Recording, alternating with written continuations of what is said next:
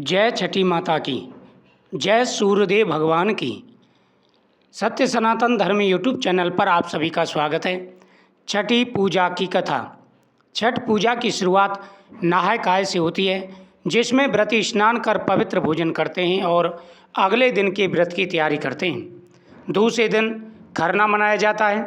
इस दिन व्रती पूरे दिन उपवास रखकर शाम को गुड़ की खीर और रोटी का प्रसाद करते हैं। उसके बाद में डूबते हुए सूर्य को अर्घ दिया जाता है, संध्या अर्घ जिसे कहते हैं।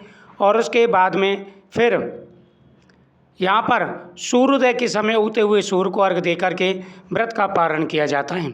यह व्रत 4 दिनों का होता है। बहुत बड़ा और पवित्र व्रत होता है। इस व्रत में किए गए प्रत्येक पूजा पाठ का अनंत गुना फल प्राप्त होता है। छठ पूजा की एक पौराणिक कथा राजा प्रियव्रत और रानी मालिनी से संबंधित है। कहा जाता है कि राजा प्रियव्रत के कोई संतान नहीं थी, जिससे वे बहुत ही दुखी रहते थे। संतान प्राप्ति के लिए उन्होंने अपनी पत्नी के साथ महर्षि कश्यप के मार्गदर्शन में यज्ञ किया। यज्ञ के बाद रानी ने खीर का प्रसाद ग्रहण किया और रानी गर्भवती हो गई, लेकिन दुर्भाग्यवश एक मृत पुत्र को जन्म दिया।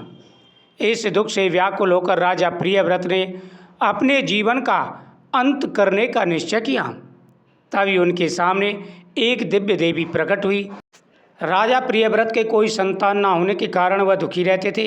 उन्होंने पुत्रेष्टि यज्ञ किया, जिसमें से खीर का प्रसाद उन्हें प्राप्त हुआ। उन्होंने वह देवी मालिनी यानी रानी मालिनी को खिलाया, जिसकी वजह से रानी मालिनी गर्भवती हुई। लेकिन जैसे ही उनके पुत्र हुआ, वह पुत्र मरा हुआ जन्म लिया। यह देखकर के राजा और रानी बड़े दुखी हुए। अब राजा ने अपने शरीर को त्यागने का विचार किया। राजा प्रियव्रत ने अपने जीवन का अंत करने का निश्चय किया। तभी उनके सामने एक देवी प्रकट हुई, जिन्होंने कहा, मैं ब्रह्मा जी की पुत्री और सृष्टि की छठी शक्ति हूँ, इसलिए मुझे षष्ठी देवी कहा जाता है। मुझे छठी माता भी कहते हैं। छठी मैया के नाम से भी, छठी माता के नाम से भी मेरी पूजा होती है। हे राजन, तुम मेरी पूजा करो, मेरी आराधना करो और दूसरों को भी इसके लिए प्रेरित करो, तो तुम्हें संतान सुख प्राप्त होगा। राजा प्रियव्रत ने कार्तिक माह के शुक्ल पक्ष की षष्ठी तिथि को देवी षष्ठी की विधिवत पूजा की। परिणाम स्वरूप उन्हें एक पुत्र की प्राप्ति हुई। तभी से इस दिन छठी मैया की पूजा करने की परंपरा चली आ रही है। पौराणिक मान्यताओं के अनुसार त्रेता युग में भगवान श्री राम ने अयोध्या लौटने के बाद व्रत की शुरुआत की। दीपावली के दिन भगवान श्री रामचंद्र जी अयोध्या लौट कर के आए और छठी वाले दिन उन्होंने और माता सीता ने छठी माता की पूजा की। अयोध्या लौटने के बाद व्रत की शुरुआत की। लंकापति रावण का वध करने के बाद श्री राम को ब्रह्म हत्या का पाप लगा था। इस पाप से मुक्ति पाने के लिए उन्होंने ऋषि मुनियों से सब सवाल उपाय किए। उन्होंने ऋषियों से प्रश्न पूछा कि ऋषि मुनियों, ब्रह्म हत्या कैसे छूट सकती है। तब ऋषि मुद्गल ने उन्हें कार्तिक शुक्ल षष्ठी के दिन सूर्यदेव की आराधना करने का निर्देश दिया। श्री राम और माता सीता ने 6 दिनों तक मुद्गल ऋषि के आश्रम में रहकर विधि विधान से सूर्यदेव की पूजा की। तभी से यह परंपरा लोक आस्था में छठ पर्व के रूप में मनाई जाने लगी। द्वापर युग में भी छठ का विशेष महत्व रहा है। मान्यता है, जब पांडव कठिन समय से गुजर रहे थे, तब द्रौपदी ने छठ व्रत रखकर सूर्यदेव की आराधना की और अपने परिवार के कल्याण के लिए प्रार्थना की। उनकी भक्ति और श्रद्धा से प्रसन्न होकर सूर्यदेव ने पांडवों को शक्ति और समृद्धि का आशीर्वाद दिया।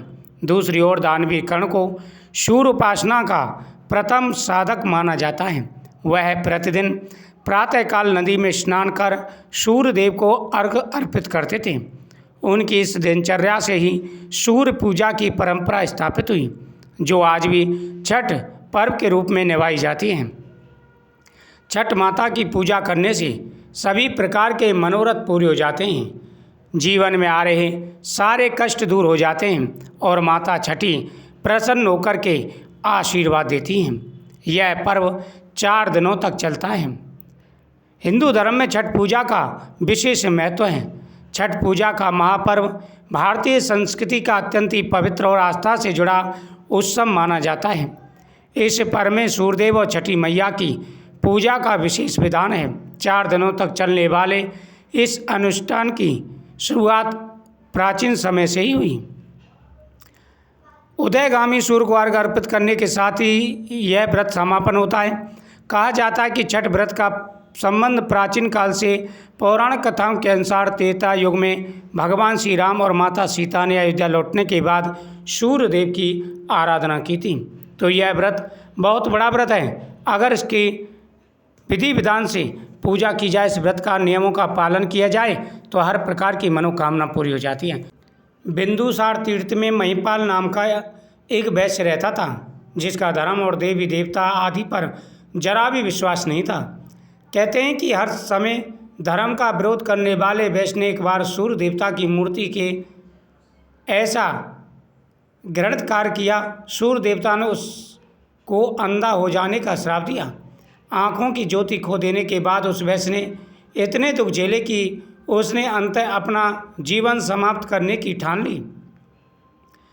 मान्यता है जब वह गंगा नदी में अपने प्राणों का अंत करने जा रहा था, तभी नारद मुनि ने उन्हें रोकते हुए बताया कि यह कष्ट तुम्हें सूर्यदेव का अपमान करने के कारण मिला है, इसलिए तुम उनकी पूजा करो। मान्यता है इसके बाद वैश्य द्वारा विधि विधान से उनकी पूजा और व्रत करने के बाद उनकी आँखों की दृष्टि वापस आ गई थी। मान्यता एक बार प्रियव्रत नाम के राजा ने महर्षि कश्यप से संतान की कामना को पूरा करने वाला उपाय पूछा। इसके बाद महर्षि कश्यप ने राजा को पुत्रेष्ट यज्ञ करने को कहा। मान्यता है राजा ने महर्षि की बात को मानकर विधि विधान से यज्ञ किया, जिसके बाद उसकी रानी गर्भवती हुई, लेकिन उसने एक मरे हुए बच्चे को जन्म दिया। इसके बाद राजा समेत पूरी प्रजा शोक में डूब गई। मान्यता है जब राजा अपने नवजात शिशु का अंतिम संस्कार करने जा रहे थे, तभी षष्ठी देवी ने प्रकट होकर उसके शिशु के मृत शरीर को स्पर्श करके जीवित कर दिया था। मान्यता है इस घटना के बाद राजा प्रियव्रत ने हर साल छठी मैया के लिए व्रत रखना आरंभ किया और बाद में यह लोक आस्था का बड़ा त्यौहार बन गया।